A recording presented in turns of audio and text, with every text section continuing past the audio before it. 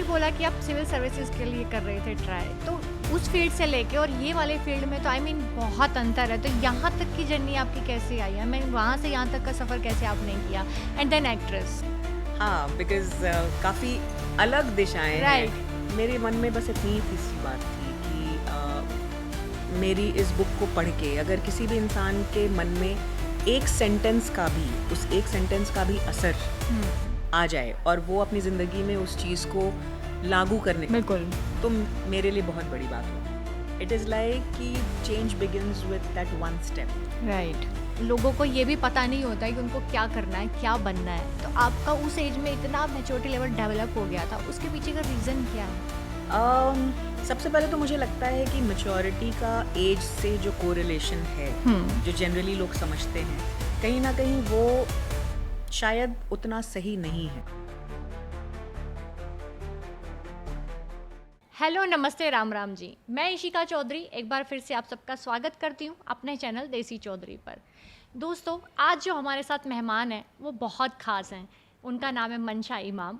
मैं उनके बारे में जितना बोलूँ उतना कम है। वो एक ऑथर हैं और ऑथर होने के साथ साथ उनकी बुक जो है वो अमेज़ॉन पे बेस्ट सेलर रही है। उसके साथ में वो एक्ट्रेस भी हैं और लाइफ कोच भी हैं। आइए बिना देर किए मैं आपको उनसे मिलवाती हूँ और उनके बारे में उन्हीं के मुँह से जानते हैं। मंशा ma'am, thank you so much आप यहाँ पर आई। कैसी हैं आप? Thank you Ishika, thank you for having me here. मैं अच्छी हूँ और आपको भी ऐसे देख करके बहुत अच्छा लग रहा है मुझे। थैंक यू सो या मच। तो मैम, शुरू से शुरू करते हैं। ज़रूर। थोड़ा सा अपने बारे में हमारी जनता को प्लीज़ बताइए, कहाँ से शुरू करूँ मैं? जहाँ से आपको अच्छा लगे। मेरा ननिहाल है बिहार में। और हमारी बहुत ही एक छोटी सी फैमिली, मैं, मेरा भाई, mummy papa, in a very simple Muslim family. Okay. और वहाँ से फिर focus was always on education. भाई अच्छे से पढ़ाई करनी है। मेरी मदर प्रिंसिपल थी और फादर मार्केटिंग जॉब में थे। तो हमेशा से था कि बाल बच्चों को पढ़ करके एक अच्छा फ्यूचर, ब्राइट फ्यूचर बनाना है। Okay. The idea was to explore life. तो अगर मैं वैसे बताऊं तो फिर हमने सब करने की कोशिश की जो हमेशा एक इंसान लाइफ में। सोचता है कि एक लाइफ में करे। तो ओके। एमबीए भी किया, यूपीएससी की तैयारी भी की, बिकॉज़ बिहार में स्पेशली फोकस जो है वो हमेशा सिविल सर्विसेज पे रहता है। बिकॉज़ वो इकोसिस्टम ही ऐसा है वहाँ पर कि आपको लगता है कि हम कुछ ऐसा करें जो सोसाइटी के लिए एट लार्ज काफ़ी अच्छा राइट। हो, फॉर अ चेंज। तो सिविल सर्विसेज की भी तैयारी की मैंने, एमबीए भी किया, जॉब भी की कॉर्पोरेट वर्ल्ड में। ओके। बट हमेशा ऐसा लगता था कि it is never enough. Okay. हमेशा ऐसा लगता था कि कुछ और। आपको कुछ अलग करना है, कुछ ज़्यादा करना है, कुछ ज़्यादा लोगों से मिलना है। ऐसा लगता था कि पूरी दुनिया के लोग कनेक्टेड होने चाहिए। और आई थिंक उस एहसास से फिर आगे बढ़ते बढ़ते कोविड के बाद मैंने बुक लिखी, the okay. Art of eternal happiness. Because मुझे लगा कि मैं अपने बुक के ज़रिए दुनिया में हर एक इंसान तक पहुंच सकती हूँ और मेरी आवाज़ उन तक पहुंच सकती है, मेरे मेरे विचार उन तक पहुंच सकते हैं। तो वो book Amazon best selling book बनी। तो मुझे इस चीज़ से बहुत सेटिस्फैक्शन मिला कि बहुत लोगों तक मेरे थॉट्स गए। ओके। सॉरी, मैं आपको यहाँ पे कट कर रही हूँ, लेकिन आपने बोला कि आप सिविल सर्विसेज के लिए कर रहे थे ट्राई, तो उस फील्ड से लेके और ये वाले फील्ड में तो आई मीन बहुत अंतर है। तो यहाँ तक की जर्नी आपकी कैसे आई है? मैं वहाँ से यहाँ तक का सफ़र कैसे आपने किया? And then actress. हाँ, बिकॉज़ काफ़ी अलग दिशाएं हैं राइट। कम्प्लीटली। तो जब सिविल सर्विसेज की बात आती है तो इट्स एन एडमिनिस्ट्रेटिव जॉब। वहाँ पर आप बेसिकली क्या करते हैं, आप एक सोसाइटी एट लार्ज को बेटर बनाने की कोशिश करते हैं। बेटर इंफ्रास्ट्रक्चर है, अच्छे तरीके से चीज़ें मैनेज होती हैं to make a better society. Right. और जब मैं सिविल सर्विसेज की तैयारी कर रही थी तो कहीं ना कहीं मुझे लगा कि ये मैं किस लेवल तक कर पाऊंगी। ये हमेशा रिस्ट्रिक्टेड होगा एक डिस्ट्रिक्ट से, एक शहर से, एक राइट। स्टेट से। अ, और वहाँ कहीं ना कहीं जा कर के मुझे ऐसा लगा कि कहीं ऐसा ना हो जाए मैं अपने आप को बंधा हुआ महसूस करूं। जो मैं करना चाहती हूँ वो कहीं ना कहीं मुझे लगे कि मैं नहीं कर पा रही हूँ, विच इज़ कि मैं जितने ज़्यादा से ज़्यादा लोगों तक पहुँच लोगों के दिलों तक पहुँच पाऊँ, उनके दिमाग तक पहुँच पाऊँ, उनकी ज़िंदगियों को सही तरीके से टच कर पाऊँ। और वो एक चीज़ जब मुझे एहसास हुआ तो मैंने कहा नहीं, देन मुझे हर वो चीज़ करनी चाहिए जिसके माध्यम से मैं लोगों तक पहुंच सकूं। ओके। तो जब मैंने ये बुक लिखी, मेरे मन में बस इतनी थी सी बात थी कि मेरी इस बुक को पढ़ के अगर किसी भी इंसान के मन में एक सेंटेंस का भी, उस एक सेंटेंस का भी असर आ जाए और वो अपनी ज़िंदगी में उस चीज़ को लागू करने, बिल्कुल, तो मेरे लिए बहुत बड़ी बात होगी। इट इज़ लाइक कि change begins with that one step. Right. और इसका एक और भी रीज़न है जो ज़्यादा बड़ा रीज़न है, वो ये है कि एक तो how many people you are able to reach, कितने लोगों तक आप अपनी बात पहुंचाते हो, और दूसरी है कि वो बात कितनी इफ़ेक्टिवली पहुंचती है। तो सड़कें बन सकती हैं, बिल्डिंग्स बन सकती है, हर कुछ हो सकता है, लेकिन जो सबसे इम्पॉर्टेंट चीज़ है दुनिया में है वो है इंसान का दिमाग। बिल्कुल। और अगर आप इंसान के दिमाग तक पहुंच पाते हो, उसके सबकॉन्शियस लेवल तक पहुंच पाते हो, और कहीं ना कहीं थोड़ी सी जो फाइन ट्यूनिंग होती है ज़िंदगी को, बोलते हैं ना, ज़िंदगी के नज़रिए को लेकर के, टू लिव योर लाइफ, तो आई थिंक वो एक बहुत ही सैटिस्फाइंग और बहुत ही एक ग्रेटफुल चीज़ है करने के हिसाब से। तो आई थिंक अभी तो शुरुआत की है, let's see how it goes. अगर शुरुआत अच्छी हो तो एंड भी अच्छा ही होता है, ये मैंने सुना है। बिल्कुल। सी मैम, जैसे मैंने आपसे ऑफ कैमरा भी बात की है, तो इतना मैच्योरिटी लेवल, आई मीन उस एज में जब लोगों को ये भी पता नहीं होता है कि उनको क्या करना है, क्या बनना है, तो आपका उस एज में इतना मैच्योरिटी लेवल डेवलप हो गया था, उसके पीछे का रीज़न क्या है? सबसे पहले तो मुझे लगता है कि मैच्योरिटी का एज से जो कोरिलेशन है, जो जनरली लोग समझते हैं, कहीं ना कहीं वो शायद उतना सही नहीं है। बिकॉज़ इसमें 2-3 चीज़ें बहुत इम्पॉर्टेंट हैं। सबसे पहले तो कि किस तरह के माहौल में आप पैदा होते हैं, Right. आपके पेरेंट्स ने किस तरह का एक ग्रोइंग एनवायरनमेंट आपको दिया है, आसपास का माहौल कैसा है, और माँ बाप की सीख बहुत इम्पोर्टेंस रखती है, बहुत ही ज़्यादा। राइट। तो आई थिंक दोनों ही पेरेंट्स ने मुझे हमेशा से, मुझे और मेरे छोटे भाई को हमेशा से यही सिखाया कि you need to be more aware, ज़्यादा एम्पैथेटिक होना है आपको अपने सराउंडिंग को लेकर के। आप ऑब्जर्व कीजिए, आप सुनिए, ये नहीं कि आपको बातें करनी है, ये है कि आपको सुनना है। जब आप सुनोगे तो आप समझ पाओगे चीज़ों को। जब आप ऑब्ज़र्व करोगे तो ऐसी कितनी सारी चीज़ें हैं जो शायद सब शब्दों के ज़रिए नहीं बोली जाती, बट बॉडी लैंग्वेज, राइट। बाकी चीज़ों के ज़रिए आप समझ सकते हो। तो आई थिंक ये एक बहुत ही बारीक सी चीज़ थी जो मैंने बचपन में पकड़ी, और मैं बहुत ही चुपचाप बैठ करके ऑब्ज़र्व करती थी। Okay. I never use to talk much, तो ऐसा था नहीं, हमेशा चुपचाप रहना, सुनना, देखना, समझना। तो आई थिंक उन सब चीज़ों से कहीं ना कहीं आपकी एक सेंसिबिलिटी डेवलप होती है। आप ज़्यादा चीज़ों को बेहतर समझने लगते हो, आप चीज़ों के बियॉन्ड जा कर के देखने लगते हो कि भाई क्या हो रहा है आसपास, क्यों हो रहा है, सही हो रहा है, नहीं हो रहा है, क्या कुछ और होना चाहिए। तो आई थिंक ये मैच्योरिटी वहाँ से आती है जब Okay. आप चीज़ों को समझना शुरू कर देते हैं। तो आई थिंक मैंने भी वही किया, और मेरी नानी बोलती थी मुझे कि ये तो दादी अम्मा है। तो सी आई ये, think sorry to interrupt, Yeah. मैं यही बोलने वाली थी कि आपने मैच्योरिटी कहाँ से आई, समझ कहाँ से आई, वो बता दिया। लेकिन एक और आपका नेचर है कि ब्लाइंडली फॉलो नहीं करना है चीज़ों को। मतलब उसको बगावत बोल सकते हैं, बगावत करनी है, रीति रिवाजों को ऐसे आराम से नहीं मानना है।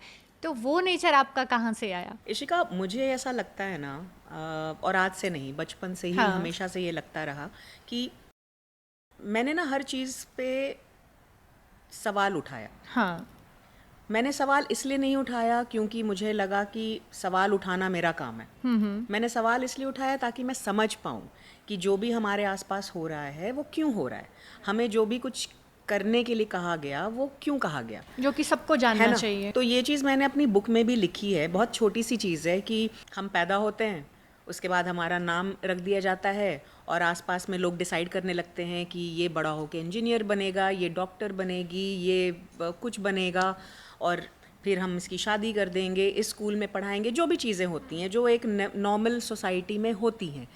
और उसके बाद फिर क्या होता है, एक टाइम आता है जब ज़िंदगी ख़त्म हो जाती है। तो एक विशियस साइकिल बोलते हैं इसको। मैं ये नहीं कहती कि ये गलत है, मैं बस इतना कहूँगी कि ये चलता आया है। और मेजॉरिटी जो हमारी सोसाइटी है, इंडियन सोसाइटी, ये ऐसे ही चलती आई फॉलो है कि करती है। आप एक सर्टेन एज में फिर आप स्कूल में जाते हो, माँ बाप के कितने उम्मीदें होती हैं कि हमारा बेटा टॉपर हो, फिर कॉलेज में जाए, फिर ये पढ़े, फिर अच्छी जॉब हो, जिससे आपका एक सोशल स्टेटस बने, फिर आपकी अच्छी जगह शादी हो, बच्चे हों, फिर वो उसी साइकिल में आगे बढ़ते वो जाएं। साइकिल चलता रहता है। तो इस साइकिल में कोई गलती नहीं है, इस साइकिल में कोई बुराई नहीं है, बट मुझे हमेशा से ये लगा कि जब एक इंसान, एक बच्चा पैदा होता है, वो उसकी अपनी ज़िंदगी है। I don't know, it might sound a little serious, but मुझे ऐसा लगता है कि जब आप पैदा होते हो तो जो आपका परम सत्य है वो ये है कि एक दिन आपको ना इस दुनिया से जाना है। उसके अलावा और कोई सच होता नहीं है। राइट। तो जब आप पैदा होते हो और जब आप जाते हो, उसके बीच की जो ज़िंदगी है ना, वो बहुत ही खूबसूरत है जो ऊपर वाले ने आपको दी है। उसमें आप क्या करते हो, कैसे ग्रो करते हो, क्या क्या चीज़ें एक्सपीरियंस करते हो, ये आपका डिसीजन होना चाहिए, गुड और बैड, दोनों ही। राइट। दोनों ही चीज़ें बहुत ज़रूरी है एक इंसान को इंसान बनाने के लिए, क्योंकि जब तक आप बुरा नहीं देखोगे, आपको अच्छाई की कीमत पता नहीं चलेगी। सो दोनों ही अपनी जगह पे बहुत इम्पोर्टेंट है। तो I think I agree. Actually मैं ये आपसे जानना चाहती हूँ कि क्या, जैसा कि मोस्टली फीमेल्स फेस करती हैं, मुझे नहीं पता आपने किया है कि नहीं किया है, क्योंकि ना जब आप, एक तो आप औरत हैं, ऊपर से आपके विचार जो हैं वो थोड़े से समाज से तालमेल नहीं बैठा पाते हैं। रीज़न क्या है मैं उसके ऊपर नहीं जाऊँगी, क्योंकि शायद मैं खुद भी उसी कैटेगरी की महिलाओं में आती हूँ। तो आपको लगता है कि एक इंडिपेंडेंट वुमन होने पर, आपके विचार जो हैं वो थोड़े खुले होने पर, आपको समाज से एक मेल के कंपैरिजन में ज़्यादा चीज़ें फेस करनी पड़ती हैं, ज़्यादा लोग आपके खिलाफ आके खड़े हो जाते हैं, ऐसा आपको लगता है? ये आई थिंक हमारी पेट्रियार्कल सोसाइटी है। आई थिंक ये मैम पहले ये बताइए कि ऐसा सच ऐसा होता है या नहीं होता, क्योंकि यहाँ पर मेल के लिए थोड़े एडवांटेजेस होते हैं जो मैंने फील किया है, जो शायद बहुत सारी औरतें करती हैं। तो इसमें आपको सच लगता है या नहीं लगता है, पहले ये बताइए। नहीं, ये बात सही है, मैं इससे कम्प्लीटली इनकार नहीं करूँगी। और आई थिंक ये सही नहीं होता तो हमारे आसपास इतनी ज़्यादा मुश्किलें, इतनी ज़्यादा जो हम आए दिन कहानियाँ सुनते हैं, वो चाहे डाउरी से रिलेटेड डेथ की हो, मैरिटल हैरेसमेंट की हो, रेप की हो, शायद वो सुनने को मिलती ही नहीं। बिकॉज़ इन सब चीज़ों में कहीं ना कहीं एक सच जो बाहर आता है वो ये है कि औरत को दबाया जाता है। बिल्कुल। दबाए जाने के तरीके अलग हैं। राइट। लेकिन अल्टीमेटली वो जो एक गोल वही है। हाँ, कि किस तरह आप से अगर एक औरत हो तो बेसिकली हर जगह एक लड़की को, एक औरत को बताया जाता है कि आपको ऐसे रहना चाहिए, अग्री, आपको ऐसे कपड़े पहनने चाहिए, आपको ऐसे बोलना चाहिए। अगर आप एक आदर्श बेटी बनना चाहती हैं, एक आदर्श बहन बनना चाहती वीकेंड से हैं, एक आदर्श महिला बनना चाहती हैं आप, रूप कोई भी हो, बेटी का, माँ का, बहू का, बस तो हमेशा ना आपको बताया जाता है कि आपको ये करना है। मुझे उससे एतराज़ नहीं है, बट मुझे इस बात से एतराज़ है कि आपको ऐसा क्यों लगता है कि एक औरत खुद के लिए ये फैसला नहीं ले सकती। राइट। यू नो, एक औरत खुद के लिए सही फैसला नहीं ले सकती, और अगर वो सही फैसला लेने के लायक है तो वो समाज में उसी लेवल पे क्यों नहीं रह सकती जैसे कि वो मर्द रहते हैं जो उनके लिए ये फैसला कर सकते हैं। राइट। तो I think I am not somebody जो वो is always up for equality. मुझे लगता है कि out of the two genders मर्दों की कुछ अच्छी क्वालिटीज़ हैं, राइट, औरतों की कुछ अच्छी क्वालिटीज़ हैं, और दोनों ही में अगर सामंजस्य हो तो दोनों एक दूसरे को कॉम्प्लीमेंट करके कर सकते हैं। एक दूसरे की बेस्ट क्वालिटीज़ को ले करके बहुत खूबसूरती से आगे बढ़ सकते हैं instead of any kind of competition. और अगर लड़की ने कपड़े अपनी मर्जी से पहने तो वो उसकी मर्जी है।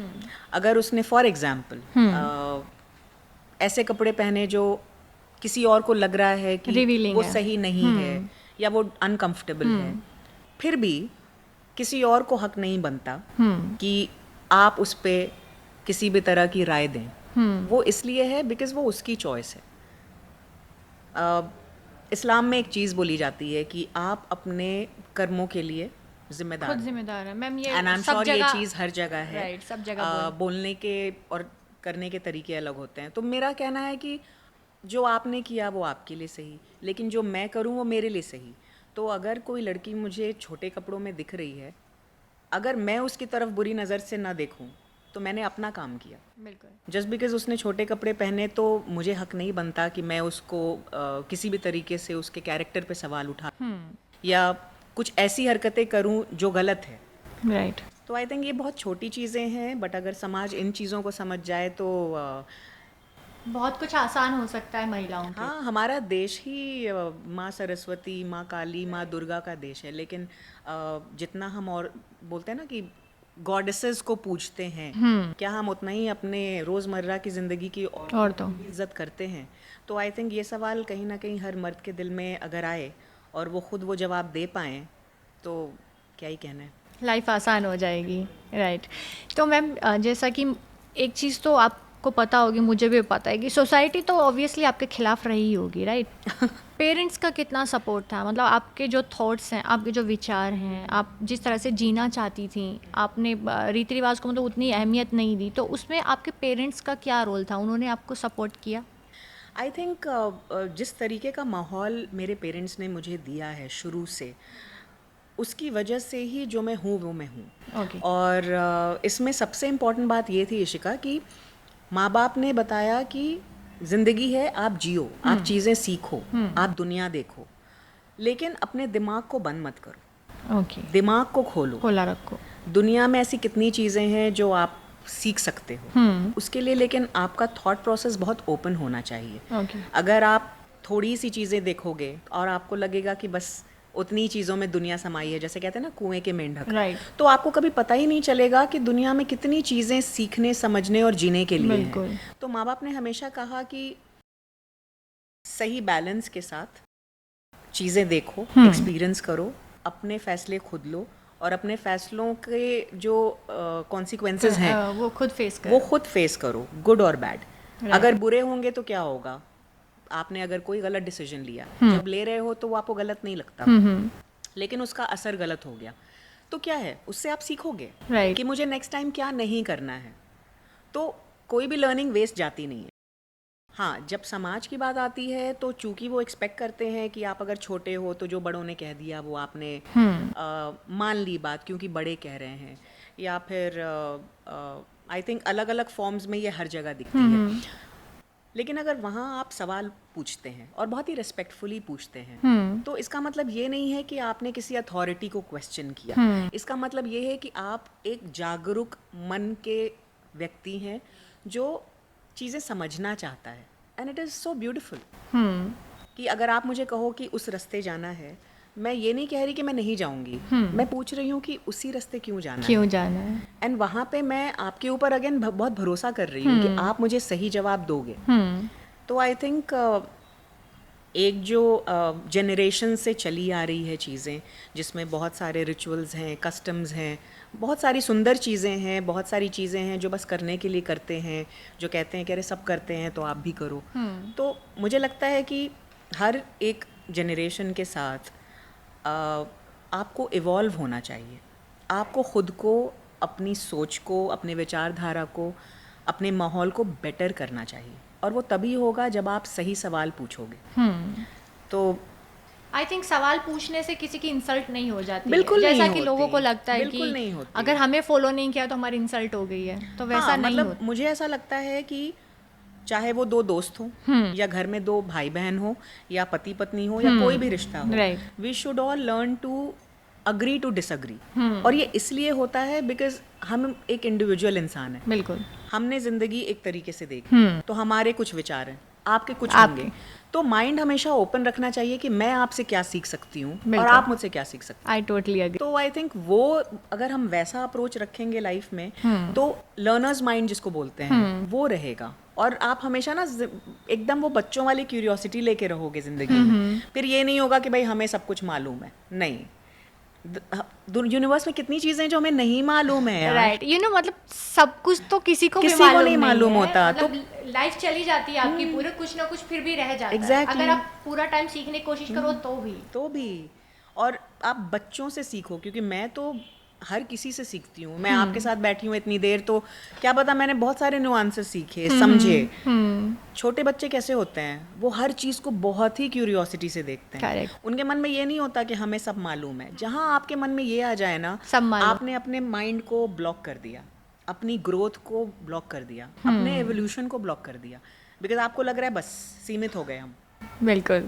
तो we should always try and explore, be very curious कि क्या हो रहा है जिंदगी में। जानना चाहिए, सीखना चाहिए। एक जिंदगी है यार, अभी जिंदगी ना मिलेगी दोबारा।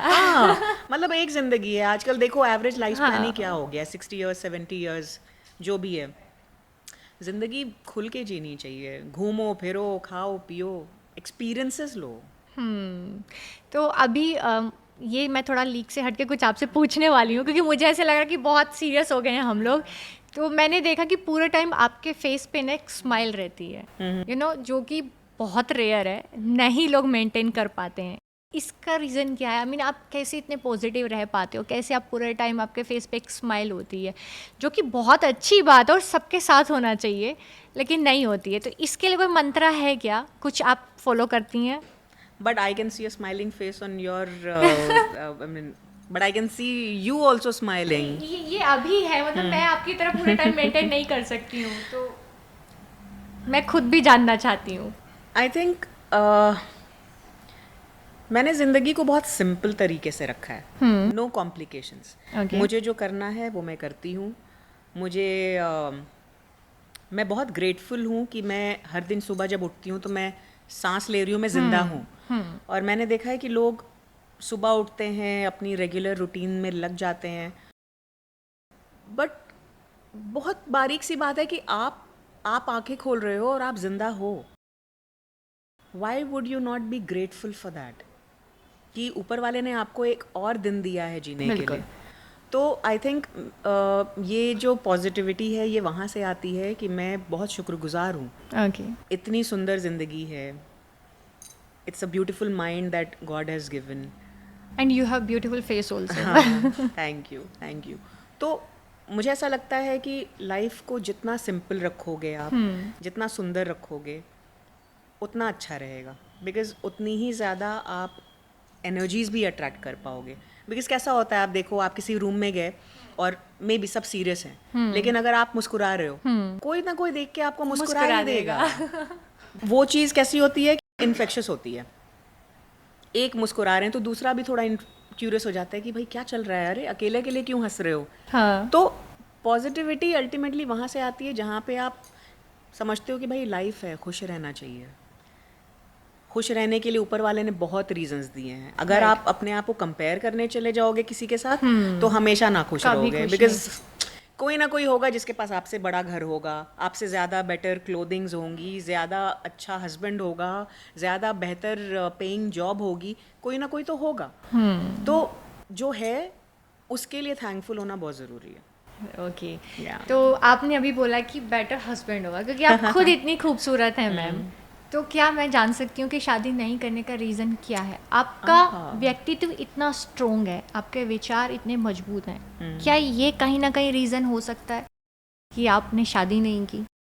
क्योंकि ऐसा मुझे लगता है कि एक मजबूत व्यक्तित्व की औरत को एक्सेप्टेंस इजीली नहीं मिलती है।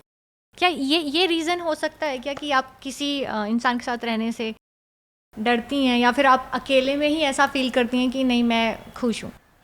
कैसा होता है ना इशिका, कि मैं पर्सनली बताऊं तो I am a die hard romantic, eternal romantic. ठीक है, मतलब आई कैन रोमांस एनीथिंग, वैसा है। आई बिलीव इन लव, है ना। But then when you believe in love, but still you are single. yeah, because मुझे ऐसा लगता है कि दूसरों को प्यार करने से पहले खुद को प्यार करना सीखिए. और वहीं जाके लोग कहीं ना कहीं चूक जाते हैं, बिकॉज हर कोई चाहता है कि वो किसी और से प्यार करे और कोई उससे प्यार करे. ये मुझे नहीं लगता है कि आपकी जितनी भी ऑडियंस होंगी उसमें कोई भी मेरी इस बात से इनकार करेगा, बिकॉज हर किसी के मन में वो चाहत होती है कि कोई तो हो जो मुझे प्यार करे और फिर मैं उससे बहुत प्यार करूं. तो मुझे ऐसा लगता है कि अगर इसको थोड़ा सा हम बदल दें और हम कहें कि हम अपने आप से इतनी मोहब्बत करेंगे कि फिर सामने वाले जितने भी लोग हैं जो हमें देखें कि हम अपने आप से इतनी मोहब्बत कर रहे हैं, तो वो खुद बखुद वो चीज़ समझेंगे, देखेंगे, आपकी इस चीज़ को भी पसंद करेंगे और फिर अपने आप को भी ज़्यादा प्यार करेंगे. तो सेल्फ लव बहुत इम्पोर्टेंट है. राइट. और जहाँ तक शादी की बात है तो प्यार हो जाए तो मैं आज कर लूँ शादी. तो आई थिंक इसमें सोच का भी कहीं ना कहीं थोड़ा सा से होता है, बिकॉज जब आप एक लाइफ पार्टनर की बात करते हैं तो दो you want to love that person, but more than that love शादी में एक अंडरस्टैंडिंग और रिस्पेक्ट रहना बहुत ज़रूरी है. एग्री. और ये दो चीज़ें अगर होती हैं तो प्यार तो इंसान किसी से भी हो जाता है. मतलब आप कल को एक बहुत प्यारा सा एक पपी ले आओ, पेट लेके आइए, आपको एक हफ्ते में उसके साथ अटैचमेंट हो जाएगी. कुछ दिनों के बाद आप उसको अकेले छोड़ के जाओगे तो आपको थोड़ा सा अफसोस आएगा. तो अटैचमेंट किसी भी चीज़ से हो जाती है, बट इंसानी रिश्ते में अंडरस्टैंडिंग और रिस्पेक्ट बहुत ज़रूरी है. So it's not about love only, respect होना बहुत. Love understanding. Love can happen and it's good that love also happens along with this, but हाँ, शादी में अंडरस्टैंडिंग और रिस्पेक्ट बहुत ज़रूरी है. मैम, जो औरतें अपने लिए स्टैंड नहीं ले पाती हैं, आप खुद जानती हैं क्योंकि हम दोनों इंडियन हैं, हाउसवाइफ हैं, दब के रहती हैं, अपने लिए स्टैंड नहीं ले पाती हैं. बहुत बार ऐसे होता है कि जो वो डिज़र्व करती हैं ना, उतना भी उनको नहीं मिलता है. उनके लिए डिसीज़न कोई दूसरा इंसान ले रहा होता है, चाहे वो फादर है, ब्रदर है, हस्बैंड है. आप उनको क्या बोलना चाहती हैं? अंदर से भरी हुई हैं कि नहीं, मैं कुछ कर सकती थी या मैं कुछ करना चाहती हूँ, बट स्टिल वो कुछ नहीं कर पा रही हैं. कैसे उस चीज़ से अपने आप को बाहर निकाल सकती हैं आप, अगर उनको कुछ थोड़ा मोटिवेट कर पाएँ? मैं तो मतलब मेरी पूरी ज़िंदगी ही इसमें मैं गुजारना चाहूँगी जहाँ पे मैं हर उस लड़की को बोल पाऊँ कि सबसे पहले तो अपने आप को किसी और की नज़र से मत देखो. अभी इंडियन सोसाइटी में क्या है कि जब तक आप शादी नहीं होती तब तक आप फादर के नाम से जानी जाती हैं. उसके बाद शादी हो जाती है, देन हस्बैंड है, फिर धीरे धीरे फिर बच्चे आते हैं. तो कहीं ना कहीं हमेशा एक औरत को उसके मन में ये डाला गया कि आपको एक मर्द की ज़रूरत है, आप अपना ख्याल खुद से नहीं रख सकती. ये चीज़ कहीं ना कहीं डाली गई. मैं इस बात से कम्प्लीटली डिसएग्री नहीं करती हूँ. रीज़न ये है कि ठीक है, औरतें फिज़िकली बहुत स्ट्रांग नहीं होती और ये आई थिंक बहुत ही शुरुआत से जो प्रथा चली आ रही है कि एक मर्द को हमेशा एक प्रोवाइडर के तौर पे देखा गया है और औरत को हमेशा देखा गया है कि आप घर संभालो, बच्चे संभालो. इसमें कोई गलत बात नहीं है, बट समझना यह है कि अगर एक औरत घर संभाल रही है जो कि 24 घंटे का काम होता है, राइट, तो जो हाउस वाइफ्स हैं मेरी उनके लिए बहुत डीप रिस्पेक्ट है, बिकॉज वो 24 घंटे काम करती हैं. बच्चे संभाल रही हैं, नेबर्स संभाल रही हैं, रिश्तेदारियां संभाल रही हैं, घर की चीज़ें संभाल रही हैं. उनको खुद के लिए टाइम नहीं मिलता. वो अपनी पूरी ज़िंदगी एक तरीके से अपने अपनों के लिए देती हैं. बिल्कुल. तो मेरी बहुत रिस्पेक्ट है उन लोगों के लिए. और फिर वो अपने बच्चों को सही तरीके से पढ़ाती हैं, तो वो किस मायने में कम है? right. तो क्या वो अपने लिए फ़ैसला नहीं ले सकती? बिल्कुल ले सकती हैं, बट औरतों का दिल थोड़ा सा सॉफ्ट होता है जनरली. तो वो चाहती हैं कि हमेशा प्यार मोहब्बत घर में बनी रहे, दूसरे लोगों को खुश रखने में ज़्यादा. तो औरतों के साथ एक वो चीज़ है कि वो आपको खुश देख लिया, आपकी खुशी में हम खुश हो गए, आपने खा लिया तो हमारा पेट भर गया. तो औरतों के लिए इशिका बहुत गिविंग होती हैं. तो मुझे लगा भाई एक टाइम पे तो मैं चाह के भी खुश नहीं रह सकती, बिकॉज सबको खुश रखना डिफ़िकल्ट नहीं, इम्पॉसिबल है. मैं किसी और से उम्मीद रखूं कि वो मुझसे प्यार करे, इससे अच्छा ये नहीं कि मैं अपने आप से भरपूर प्यार करूं. लेकिन उसमें एक बहुत खूबसूरत चीज़ हुई. The more and more I started loving my self. जितना मैं अपने आप को पे ध्यान दे रही थी, physical fitness, mental fitness, emotional fitness, spiritual wellbeing, उतना ज़्यादा ना वो एनर्जीज मेरे एक ऑरा में रिफ्लेक्ट हो रही थी. और ये मुझे कैसे पता चला? जब सामने वाले लोग आ रहे हैं मेरे पास और वो मुझे खुश दिख रहे हैं और कह रहे हैं मैम आप इतनी पॉजिटिव कैसे रहती हो, हमें भी रहना है. हर किसी को फॉलो करना चाहिए और लड़कियों को स्पेशली सिर्फ इतना समझना चाहिए कि अपने लिए डिसीजन लेना गलत नहीं होता. और जो उनकी लाइफ में मर्द हैं, फादर, ब्रदर, हस्बैंड, बॉयफ्रेंड, कोई कैटेगरी छूट गई है तो बताइए. तो उन सबको भी ये समझना चाहिए कि आप सामने वाले के हित में तब काम करते हो जब आप उनके लिए डिसीजन लेते हो, नहीं जब आप उनको इनेबल करते हो कि वो अपने लिए खुद डिसीजन ले पाएं. राइट. तब जा कर के ना जो ओवरऑल एक सोसाइटी है वो ग्रो करती है.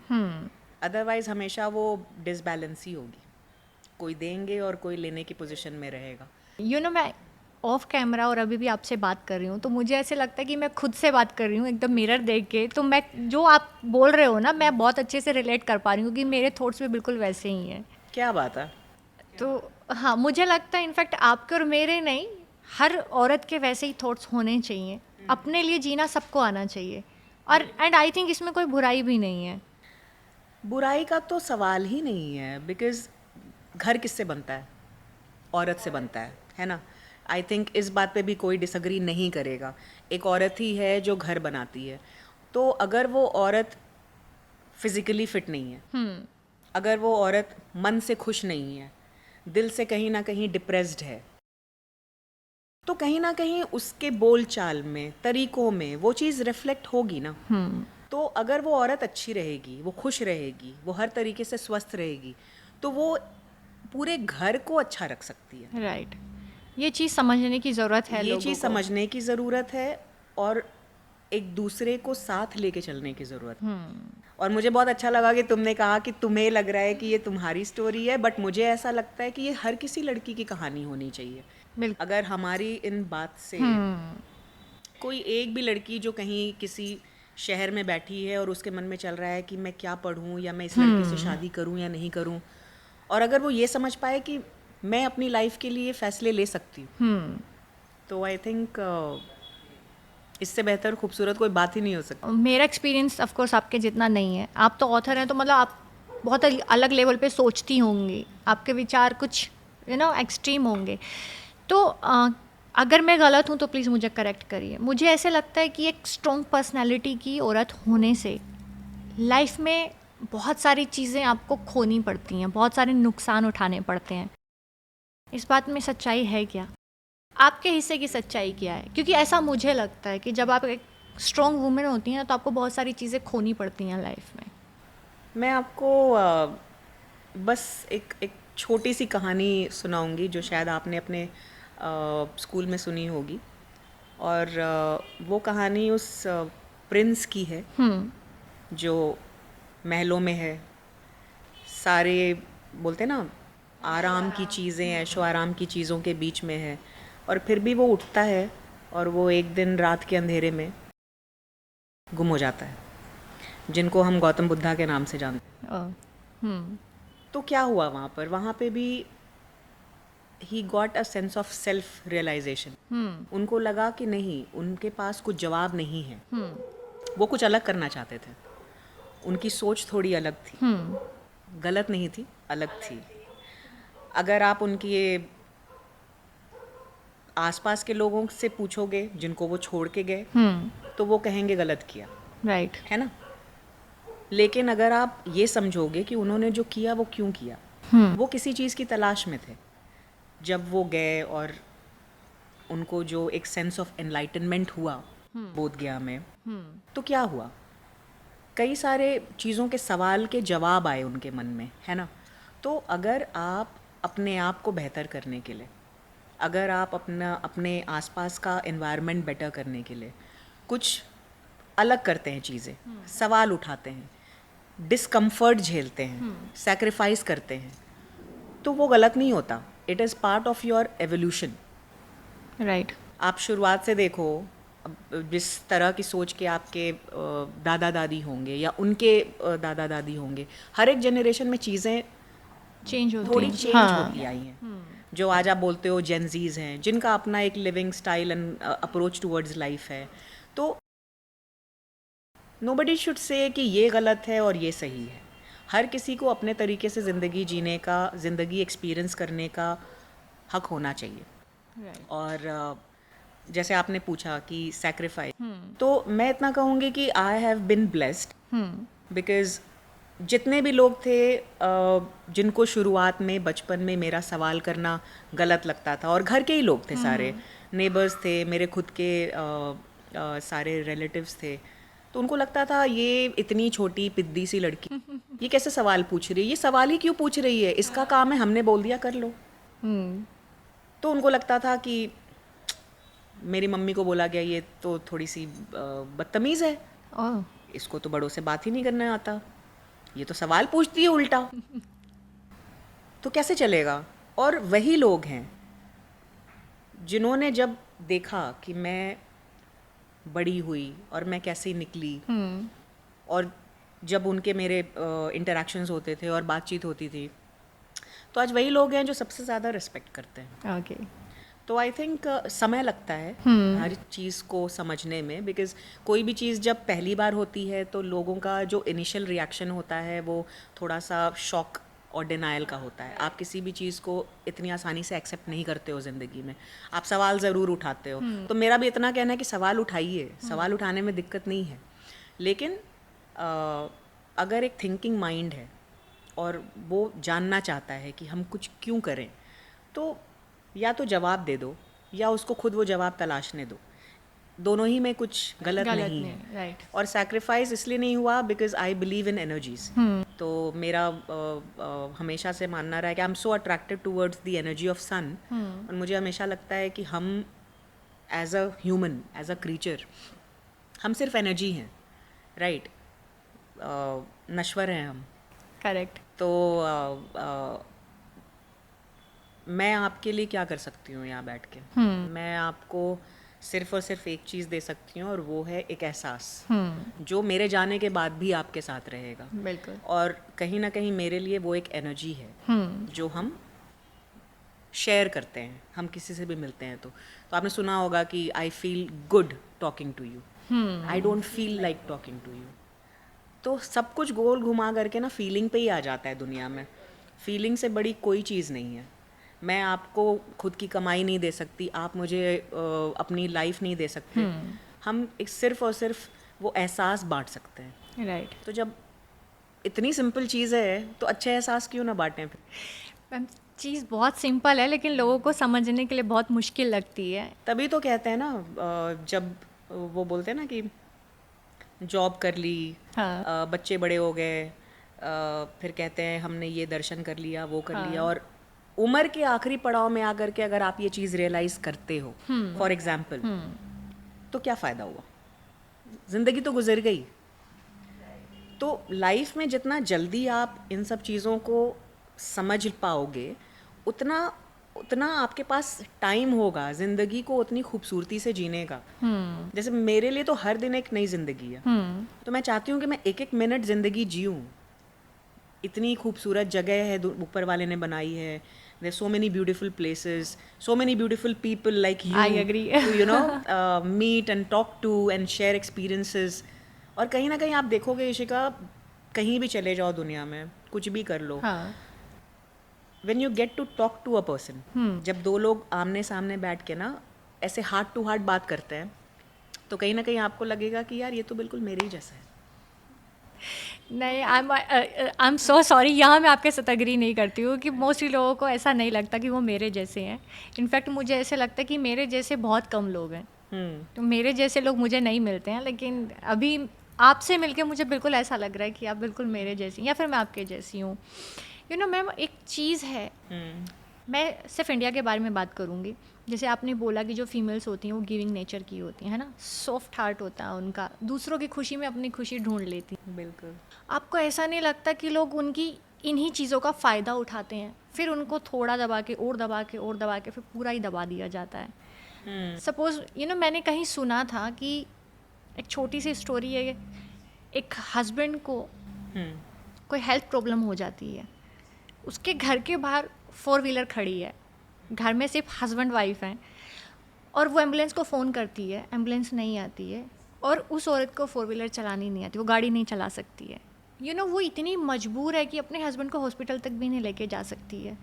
तो मतलब औरतों की ऐसी स्थिति कैसे बनी, किसने बनाया, क्यों उनको इतना दबाया जाता है? अब आप देखो, यहाँ पे ही इसी सिचुएशन में जो किसी के साथ भी हो सकती है, राइट? अब अगर वही उन्होंने ड्राइविंग सीख ली होती या उनके पेरेंट्स ने सिखा दी होती, ये सोच के कि भाई हर किसी को हर चीज़ आनी चाहिए। और आपकी इस बात से मुझे मेरे फादर की एक बात याद आई, मेरे बाबा की बात याद आई कि उन्होंने कभी मेरे और मेरे भाई के बीच में फ़र्क नहीं किया।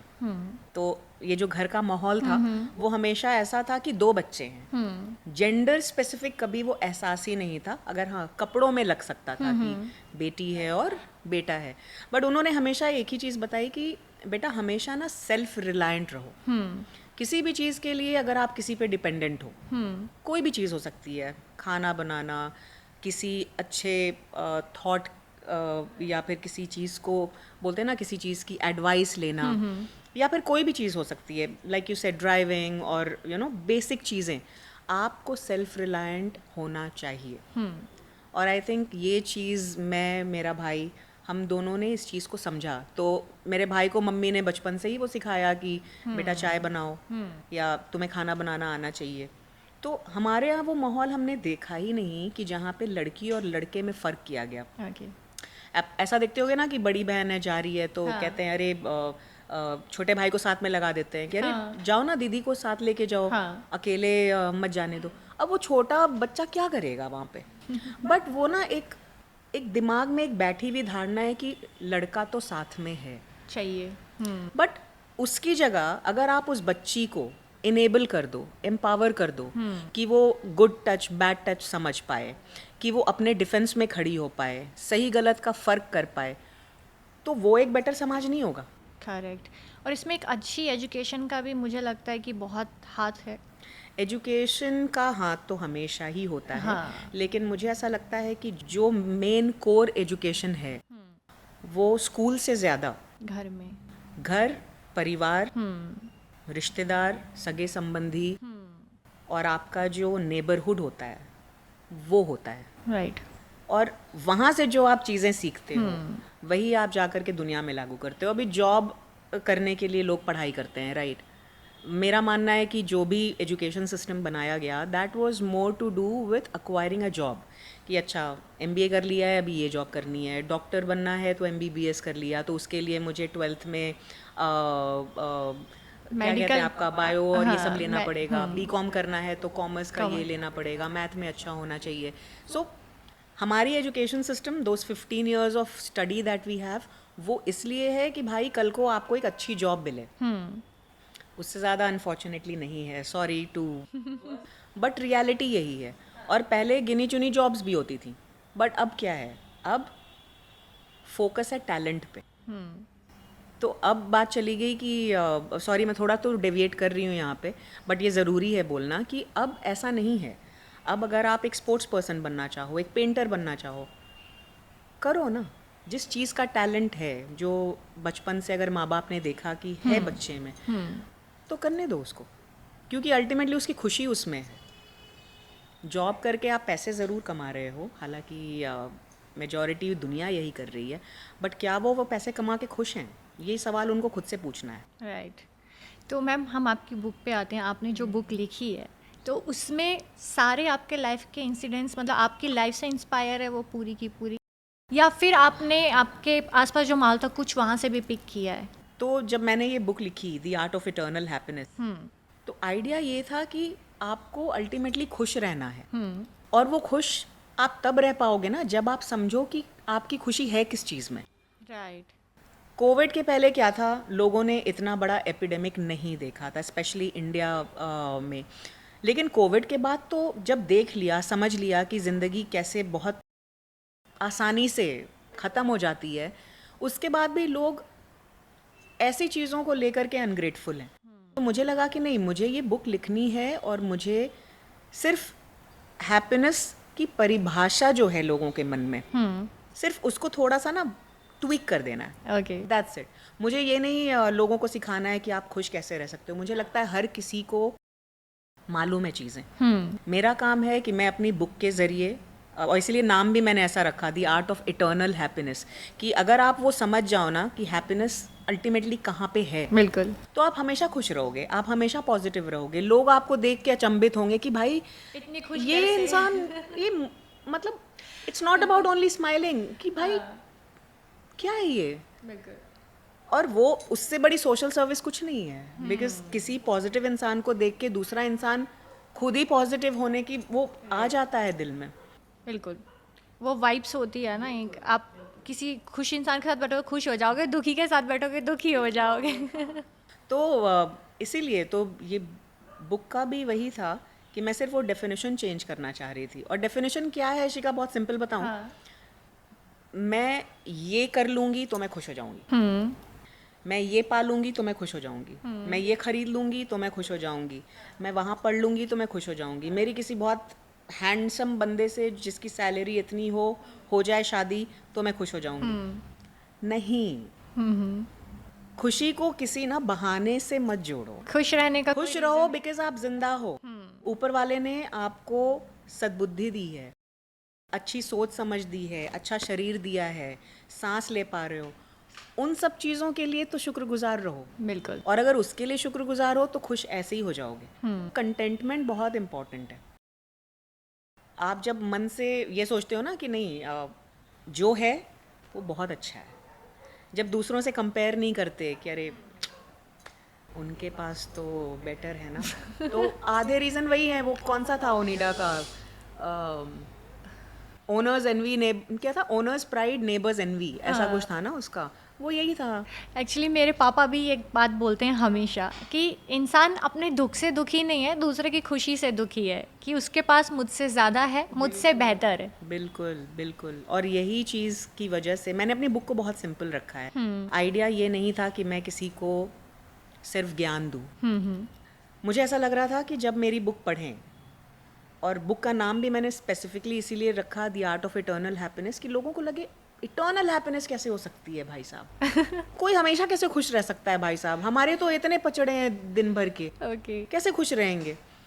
तो अगर वो अपने दिमाग से समझ जाए ना कि खुशी तलाशो मत, हाँ, वो आपके अंदर है। जो चीज़ें आपके पास हैं उनके लिए थैंकफुल रहो, कंटेंटमेंट रखो, दूसरों से ईर्ष्या मत करो। दूसरों की जिंदगी उनकी अपनी है। Compare आप भी मत जिनको देख रहे हो कि मे बी आपसे ज़्यादा बड़ी गाड़ी उनके पास है, क्या पता उनकी लाइफ में कुछ और प्रॉब्लम्स हो या राइट। जो आपको नहीं मालूम। क्या पता आपको अपना दुख सबसे बड़ा लग रहा हो, बट कोई और है जिसका दुख आपसे ज़्यादा बड़ा है। दैट मीन्स कि आपके जैसी हंसी फेस पे रखने के लिए आपकी बुक पढ़ना बहुत ज़रूरी है, राइट? हाँ, अगर उससे थोड़ा बहुत कुछ समझ में आ जाए कि असली खुशी कहाँ है, तो क्यों नहीं, बिल्कुल पढ़नी चाहिए। ओके। बिल्कुल पढ़नी चाहिए। सो मैम, हमारा एक सवाल मेरा रह ही गया है, अरे एक्ट्रेस वाला। तो आपकी वो जर्नी कैसे स्टार्ट हुई? हाँ, वो बहुत ही खूबसूरत जर्नी है। मैं कॉलेज से थिएटर करती थी और वो हमेशा ऐसा लगता था ना कि आप कितने इमोशंस जी रहे हो, हाँ, यू नो। राइट। थिएटर में बहुत छोटी चीज़ें हैं कि चप्पल उतार के स्टेज पे जाना है। और वो जो 2-2 महीने की हमारी प्रैक्टिस होती थी, तो सारे जितने भी को आर्टिस्ट थे, वो एक अलग बॉन्ड क्रिएट हो जाता था। और फिर जब एक शो हो जाता था उसके बाद थोड़ा टाइम रहता था तो हमें लगता था अब क्या नेक्स्ट करें। वो शुरू से रहा।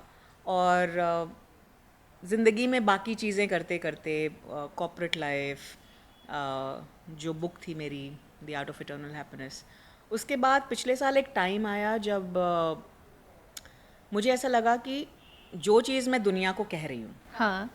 वो ये है कि एक sense of purpose along with passion बहुत ज़रूरी है। और वो चीज़ कहीं ना कहीं मुझे मिसिंग लग रही थी। तो बुक लिखने के बाद मुझे लगा कि चलो, बकेट लिस्ट में एक काम तो हुआ। फिर लगा कि now I don't want to do my corporate job any more. क्यों? क्योंकि पैसा कमाना सिर्फ उद्देश्य नहीं था। पैसा कमाना शुरुआत से सिर्फ उद्देश्य नहीं था. Money was never a means to you know an end. ऐसा लग रहा था कि कुछ चीज़ें हैं जो आपको असली सेटिस्फैक्शन दे सकती है ज़िंदगी में. तो फिर मैंने वापस से वो थिएटर शुरू नहीं किया, बट चूँकि OTT और ये सारे मीडियम्स काफ़ी ज़्यादा एलैबोरेट हो गए पोस्ट कोविड, तो मैंने सोचा कि चलो अभी शुरुआत कर दी जाए. और तो मैंने अपनी कॉर्पोरेट लाइफ ख़त्म कर दी पिछले साल. हालांकि वो उसमें भी बहुत ज़्यादा शॉकिंग एलिमेंट्स हुए, बिकॉज किसी ने भी उस चीज़ को, उस न्यूज़ को, या मैंने अगर कहा भी कि मैं ऐसा करने का सोच रही हूँ, तो किसी ने भी उस चीज़ को बहुत ही एक वेलकमिंग तरीके से नहीं लिया. हर किसी के लिए वो शौक था. क्यों? क्योंकि सबको लगा कि एक स्टेबल इनकम है, राइट. और वो छोड़ करके आप एक ऐसी इंडस्ट्री में जा रहे हो जो कि कम्प्लीटली अनस्टेबल है. तो मेरे कलीग्स थे, मेरे दोस्त थे, मेरी माँ से लेकर के हर किसी ने यही कहा कि बेटा महीने के एंड में तो सैलरी आती है, वहाँ पे तो कुछ भी नहीं होगा. तो ये तो बहुत ही एक रिस्की चीज़ है. तो मुझे वापस से वही बात याद आई कि लाइफ में अगर आपने रिस्क नहीं लिया, लाइफ में अगर आपने अपना पैशन परस्यू नहीं किया, तो पर्पस क्या है लाइफ का? राइट. सिर्फ पैसे कमा के तो वही लोग ऐसे भी हैं जो खुश नहीं हैं. बिल्कुल. और फिर ऐसा टाइम आया कि जब मैं काम कर रही थी, जॉब करते करते मैं कर रही थी, उस टाइम पे लोग कह रहे थे कि तुम्हारे चेहरे पे तो एक अलग ही खुशी दिखती है हमें. एंड 4 महीने ऐसे थे इशिका पिछले साल के, when I have not slept at night at all. Why? या सुबह ऑफिस जाओ, हाँ. अराउंड 7-7:30 में घर आती थी, चाय पी. उस चाय पीने के दौरान मैंने मम्मी से बात की, और 8:30 बजे से लेकर के मैं ऑडिशंस बनाना शुरू करती थी, जो मेरे 3, 3:30, 4 बजे सुबह तक चलते थे. बिकॉज वो भी एक लर्निंग प्रोसेस था ना. बिकॉज आप इंडस्ट्री में यू स्टार्टिंग फ्रॉम स्क्रैच. आपका कोई गॉड फादर नहीं है. You don't know somebody who can help you be you know at a certain place. तो वो हमेशा से था कि स्क्रैच से शुरू किया है आपने, नंबर्स कलेक्ट किए हैं, लोगों से बात की है, मिले हो, प्रोफाइल क्या होता है पहले वो समझा कि प्रोफाइल भी नाम की कोई चीज़ होती है, पिक्चर्स ऐसे लेनी होती है. उसके बाद लोगों को अप्रोच करना पड़ता है, वो तो आप करते हो. लेकिन फिर जब लोग आपको ब्रीफ्स भेजते हैं ऑडिशन के लिए, आप ऑडिशन बनाते हो, बट बात वहाँ पे ख़त्म नहीं होती. बिकॉज हर एक छोटी चीज़ में एक लर्निंग है. और जब पिछले साल ये 4 महीने मैं सोई नहीं, मुझे रियलाइजेशन भी नहीं है. ओह. बिकॉज मैं इतनी खुश थी, मैं इतनी एनर्जाइज थी, और मुझे लग रहा था कि हाँ, मैं हर वो चीज़ कर रही हूँ जो मुझे करनी चाहिए. तो क्या समझ में आया कि आप ना एक कंफर्ट जोन में चले जाते हो ज़िंदगी में. और जब आप एक कंफर्ट जोन में जाते हो कि चलो अभी सब ठीक चल रहा है ना भाई, क्यों करना है, कुछ भी रहने दो ना, यही होता है. Right. तो कंफर्ट जोन में जाते हो तो आप अपने आप को चैलेंज ही नहीं करते. आप बोलते हो सब अच्छा चल रहा है, चलने दो. ये 9 to 6 की जॉब हो गई, ये घर हो गया, ये रेंट है, ये सैलरी है, ये बिल्स हैं, and then you are like ऐसे ही चलेगी ज़िंदगी. बट मुझे ऐसा लगा कि मुझे वैसी ज़िंदगी नहीं जीनी है. I want to live multiple lives in one life. और वो हमेशा से मैंने कहा है कि मुझे एक ज़िंदगी में बहुत ज़िंदगियाँ जीनी है, और वो तभी होगा जब इस के ज़रिए कंफर्ट जोन से बाहर आएंगे. बिल्कुल बिल्कुल. तो इसलिए जॉब एक पॉइंट के बाद छोड़ दिया मैंने. और मुझे लगता है कि बहुत ही अच्छा फ़ैसला था वो. और मैं आज भी यही बोलूँगी कि आज भी जब मैं ऑडिशंस बनाती हूँ, मैं हर एक ऑडिशन में एक नया इमोशन जी रही हूँ, मैं हर एक ऑडिशन में कोई नई चीज़ सीख रही हूँ. लेकिन इस चीज़ को करने के लिए ना एक लर्नर्स माइंड होना बहुत ज़रूरी है. लोगों को नॉर्मली लगता है कि भाई हम एक्टर हैं, ग्लैमर है, यू नो बहुत सारे पर्क्स हैं उसके, रिस्पेक्ट मिलती है, लोगों का प्यार मिलता है कहीं जाते हो, लेकिन उसके पीछे बहुत मेहनत है. वो चीज़ जाहिर बात है कि हर किसी को दिखती नहीं है, बिकॉज वो आपकी बहुत पर्सनल है. बट लंबी रेस का घोड़ा वही होता है जो बोलते हैं ना कि मेहनत करता जाए, बिना ये सोचे कि मुझे इसका फल कब मिलना है. क्योंकि जब आप फोकस करते हो अपने आप को सीखने पे कि मैं मेहनत करती जाऊँ, मैं कल से अपने आप को आज बेटर करती जाऊँ, मैं अपने आप को चैलेंज करती जाऊँ, तो आप बाय डिफ़ॉल्ट एक बेटर वर्जन होते जाते हो इंसान के तौर पे, या जो भी आप काम कर रहे हो उसके तौर पे। तो होना ही है, सूनर देन लेटर, वो तो होना ही है। आपसे बात करने के बाद मुझे ये तो समझ में आ गया, लोगों को भी समझ में आ गया होगा, स्पेशली उन लोगों को जो एक लाइफ में बहुत सारी लाइफ जीना चाहते हैं। जीनी चाहिए। जीनी चाहिए, right, I agree with you. तो मैम, क्योंकि टाइम, आई नो कि आपके पास थोड़ा सा कम है समय, बातें बहुत सारी रह गई हैं, लेकिन लास्टली आप उन औरतों को क्या बोलना चाहेंगी जो लाइफ में कुछ करना चाहती हैं लेकिन कर नहीं पा रही हैं? मजबूरी कोई भी हो सकती है, लेकिन कर नहीं पा रही हैं। आई थिंक मैं और आप भी कभी तो रहे इस होंगे, मुकाम पे है ना? और आज हम इस तरफ हैं कि हम ये बात कह पा रहे हैं। समझना चाहिए, और बहुत ही एक छोटी सी चीज़ है समझने के लिए कि आपकी ज़िंदगी है। जो आपसे प्यार करते हैं वो आपको खुश देखना चाहेंगे, और जिस चीज़ में आपकी खुशी है वो आपको बताना है। ये ऐसी चीज़ है जो अगेन catch-22 सिचुएशन है, बट हर एक लड़की के लिए मैं यही बोलना चाहूँगी कि कुछ बाउंड्रीज क्रॉस करनी पड़ती है, राइट। कुछ चीज़ों पे सवाल उठाना पड़ता है। हो सकता है कि जो आपके पास जवाब हो वो दूसरों से बेहतर होगा। खुद को लड़कों के बराबर नहीं खड़ा करना है, वो आपकी लाइफ का उद्देश्य नहीं होना चाहिए। बिल्कुल। आपको खुद में अच्छा महसूस होना चाहिए कि आप एक औरत हो, एक लड़की हो, जो भी आपकी क्वालिटीज़ हैं वो, जो एक लड़के की क्वालिटी है वो उनकी है। compete नहीं करना है, आपको अपनी ज़िंदगी जीनी है, क्योंकि एक ज़िंदगी है यार। किसी भी तरह का रिग्रेट लेके बिल्कुल नहीं नहीं जाना। जीना चाहिए। और बहुत छोटी सी बात है, पानी पूरी खाना है तो पानी पूरी खा लो, ये पढ़ाई करनी है तो ये कर लो, कल को दुनिया घूमनी है तो दुनिया घूमो, आप एक बेहतर इंसान ही बनोगे। कल को you want to fall in love, please fall in love, the most beautiful experience. तो अपने लिए खड़े होना बहुत ज़रूरी है। थोड़ी हिम्मत करनी पड़ेगी, हाँ, बोलना पड़ेगा। और आई थिंक इसमें घर के माहौल का बहुत असर पड़ता है। तो अगर पेरेंट्स इस चीज़ को समझें कि एक हेल्दी एनवायरनमेंट देना बहुत ज़रूरी है बच्चों को, ताकि वो अपने लिए अच्छा सोच पाएँ, अच्छे डिसीजंस ले पाएँ। और अल्टीमेटली माँ बाप भी क्या चाहते हैं कि हमारा बच्चा जो भी करे वो खुश रहे, राइट। तो वो एक सपोर्टिंग एनवायरनमेंट देना बहुत ज़रूरी है। माँ बाप नॉर्मली सोसाइटी से थोड़ा सा प्रेशर में आ जाते हैं, उनको लगता है अरे भाई अगर हम कह देंगे फिर भी समाज क्या बोलेगा। समाज बनाता कौन है? हम ही बनाते हैं ना समाज। राइट। तो थोड़ा अगर चेंज करने की ज़रूरत पड़े तो चेंज कर दो। आई थिंक अगर आपको लाइफ में कुछ करना है तो आगे भी आपको ही आना पड़ेगा, बिल्कुल। बोलना भी आपको ही पड़ेगा, हिम्मत भी आपको ही दिखानी पड़ेगी, बिल्कुल थोड़े सवाल पूछने पड़ेंगे और थोड़े जवाब भी आपको ही देने पड़ेंगे। बिल्कुल, क्योंकि बिना बच्चे के रोए माँ भी उसे दूध नहीं पिलाती है। बिल्कुल। तो आपको मांगना ही पड़ेगा, आपको अपने लिए खड़ा होना ही पड़ेगा। Thank you so much ma'am, आपसे बात करके बहुत अच्छा लगा।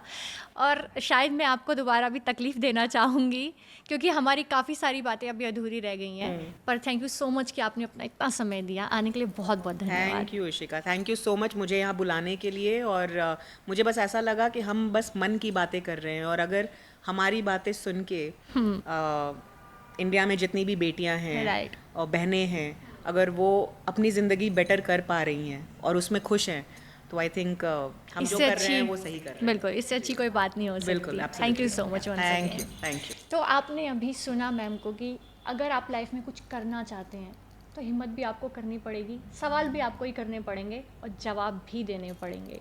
तो बस जाते जाते लास्ट में वो 2 लाइन कि अगर कर्मों पर है विश्वास तो सफल होंगे तेरे सभी प्रयास।